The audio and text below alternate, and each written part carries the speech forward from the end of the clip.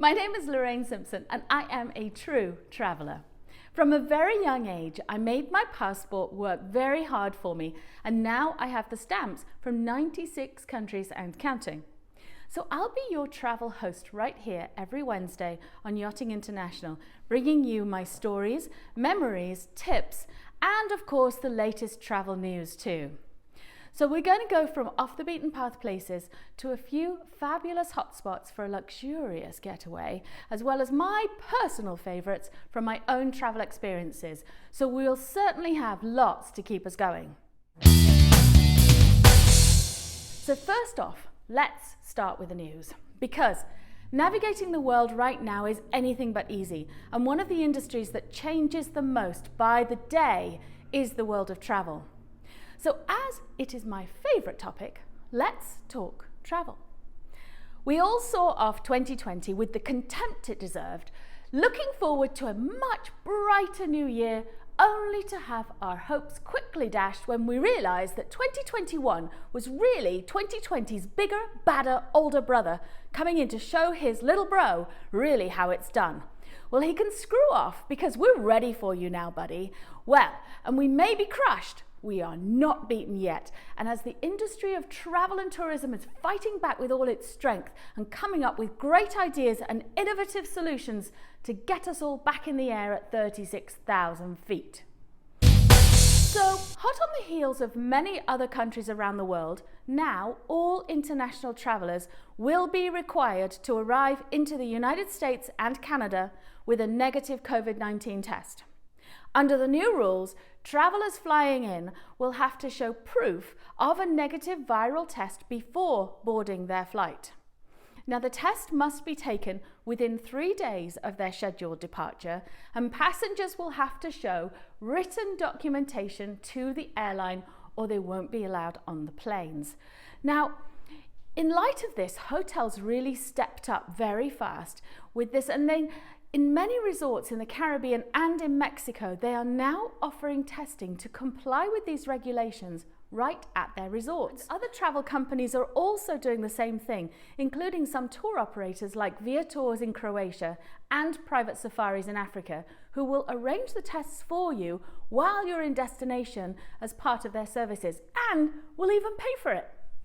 This is great news because I started researching where people can get tested, and honestly I came up with so many different times, hoops to jump through, as well as costs all the way from $30 to $530, and that could really add a significant cost to your vacation. Now, insurance companies have also been jumping on board to keep travel alive, and they've been offering to cover COVID-related illness while traveling, and some airlines even including COVID insurance free when you book travel with them. I love that. This is great. It's all good news. Let's keep this good news going. So next up, a new platform similar to the wallet app you find on your iPhone from Loop Insights has been signed up for use at the large events such as the NBA Championships, which will take place in Las Vegas. Well, large events are the most difficult to manage in a pandemic, and Loop Insights has come up with a fabulous way to track and trace and create bubbles of visitors, along with keeping their privacy, of course, but still keeping us safe. It can also be used on planes too, apparently, but I'm not 100% sure how it works just yet. So next week, I'm going to bring you a report from the CEO of the company, Robert Anson, who will tell us more about this new technology, which is very promising in all aspects of travel. Safety is paramount, and let's just get us traveling again, but also attending these large events that we love so much. Over-tourism has been a topic for many travel insiders over the years, and the pandemic just tipped it to the top of the pile of what to try to eradicate. And as travelers search for lesser known and under-touristed places, the likes of one of my all-time favorite places in the world, Venice, has come into question.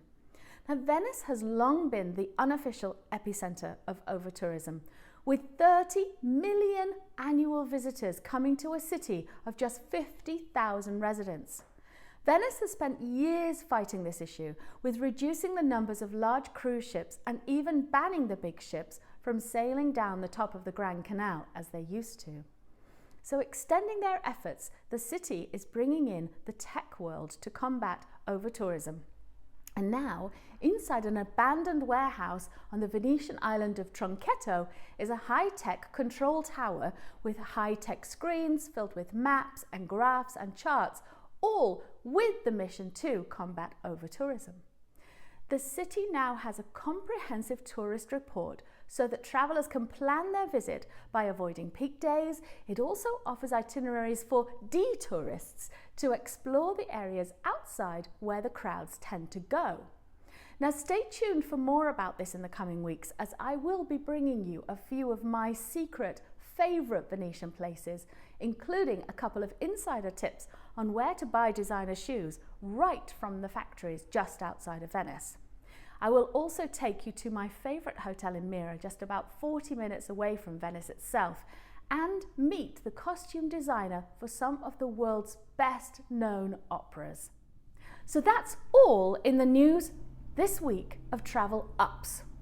There are a few downs, but I see great forward steps, which for me is very encouraging. A bit like puppy training. Let's focus on the ups and just clean up the downs when they happen, so to speak. Okay, so now it's time to do a bit of travelling, and I'm heading over to the west coast of Canada, to Victoria, British Columbia. So we just got off the Dreamliner and now going to get on to this cute little plane that almost looks like it's a Flintstone plane. And I have to put my feet through the bottom and then run along the runway to make it go.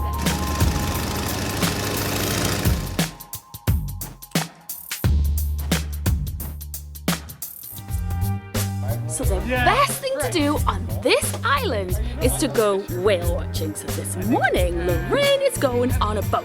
Now, you might think I'm a little overdressed, but actually it's going to be cold out there. So I have my gaiter on, I'm going to put my woolly hat on top, and we're off to find some whales. And this company, Eagle Wings, guarantees it 100%. So let's take them up on it. You like this hat? A lot of people don't like this hat. Makes people angry. I don't like it.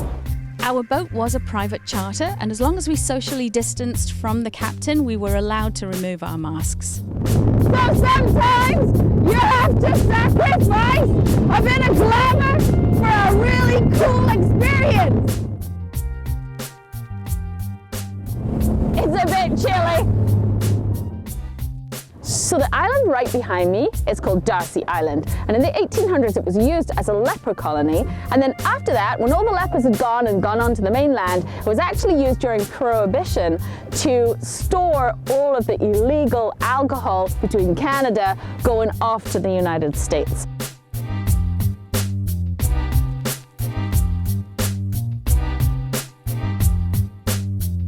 So we're just waiting for the whales to come up, and around here it's a bit like a buffet for humpback whales, and they can eat between 1 to 2 tons of food a day. So they usually stay around here underwater about between 5 and 12 minutes. Down in the tropics they can stay underwater for an hour, but here usually about 5 to 12 minutes.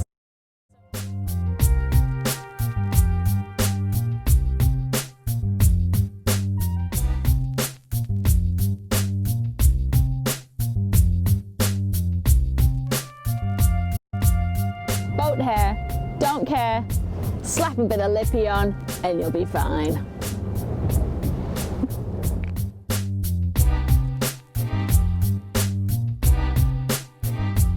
So the weirdest thing just happened. We're on calm water, and then this current arrived, and now we're in like a whirlpool, and even though the boat is actually in neutral, it's just spinning us in a circle. I'm a little bit afraid that any minute now it's going to suck us right under and we're going to find Amelia Earhart down there somewhere in the ocean.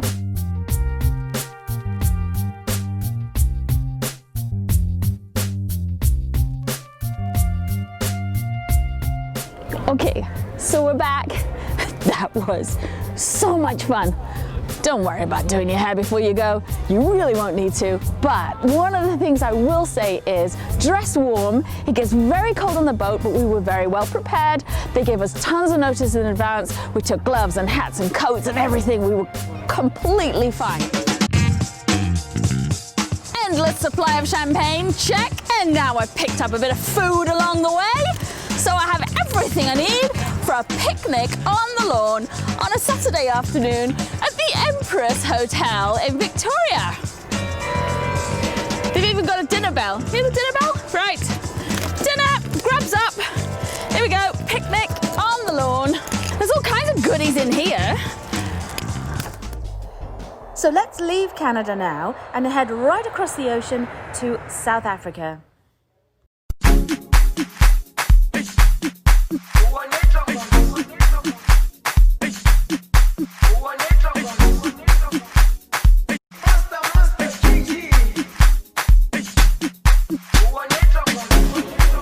After landing in Cape Town, we head over to the Stellenbosch region in the Western Cape. Now, Stellenbosch is perhaps South Africa's most famous wine-producing region and is home to some of the best-known wineries renowned for their quality of the Cabernet Sauvignon, Merlot and Bordeaux blends. In Stellenbosch, the vineyards are set at the foot of Jutton mountain peaks shrouded by misty clouds that evoke a Shangri-La-like landscape. And we're talking about world-class quality here. You know, Cape Winelands has carved out a wine identity with signature varieties like Pinotage and Chenin Blanc, but the outstanding quality wines produced from common grapes like Cabernet Sauvignon, Sauvignon Blanc, and even Chardonnay surprised us, and especially for the value for money.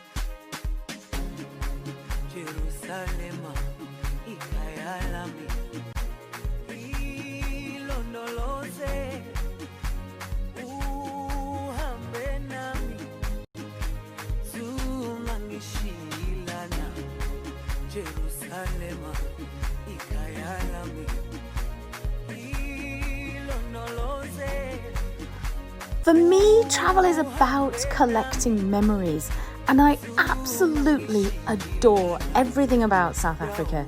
It will live with me till the day I die, and I will be going back there as soon as I possibly can.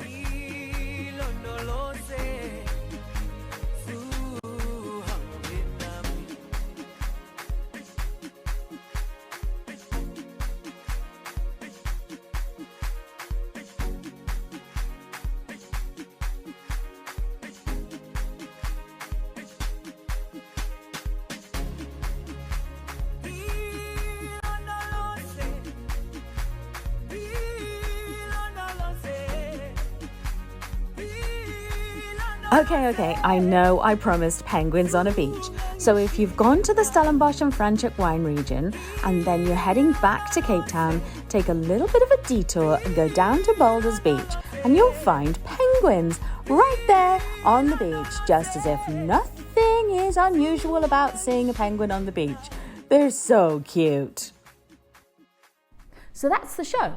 So remember, stay safe, keep dreaming, keep planning, and after all, the world is a book, and without travel, you only get a page.